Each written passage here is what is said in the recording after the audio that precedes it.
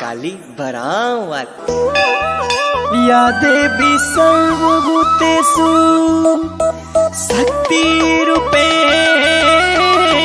संस्थिता नमस्तस्यै नमस्तस्यै नमस्तस्यै नमो नमः।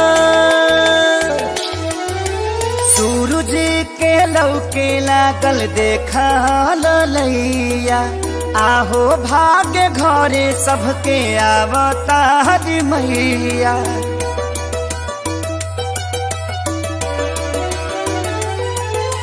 सूरज के लौके लागल देखा ललैया आहो भाग्य घरे सबके अवतार मैया। अब करा जन दे भइल पूजन के बे जनी जियरा छाछा नावा हाली दूध लेके आव गैया के आरती उतारा मैया के पौआ पखारा मैया के।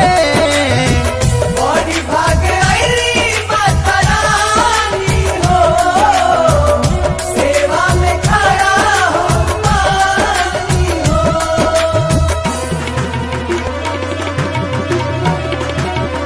Presented by Adishakti Films.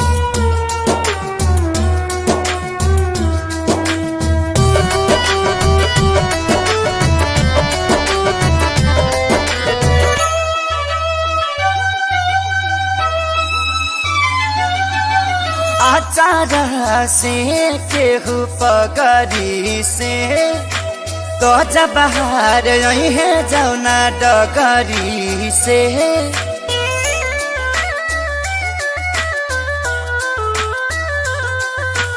आचार से केहू पगरी से तो जब बाहर है जौना डगरी से। अरे सेवा में न कर कमी होके खूबसूरत मम्मी कहे से कि मैया सुकुवारी सुकुवारी सुकुवारी हई।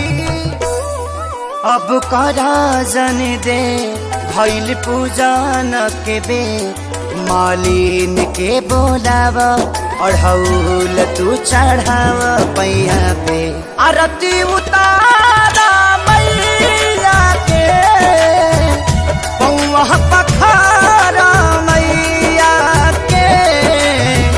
बड़ी भागे आईली माता रानी हो सेवा में खड़ा हो पानी हो।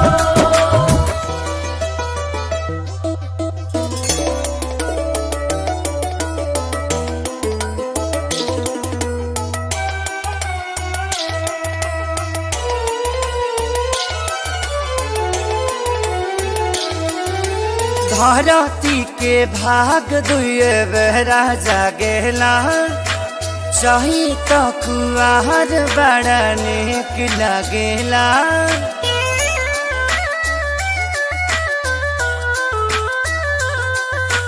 धरती के भाग दुए बेरा जागेला चाही तो कुआर बड़ा नेक लगेला। मुझसे मैया आई गली रंग नैया बेटा लखले सीखे सारी खेसारी खेसारी के। अब करा जन दे भइल पूजन के बे पुरई में पात लेके आव छाक लवंग जुटाव जैया के आरती उतार मैया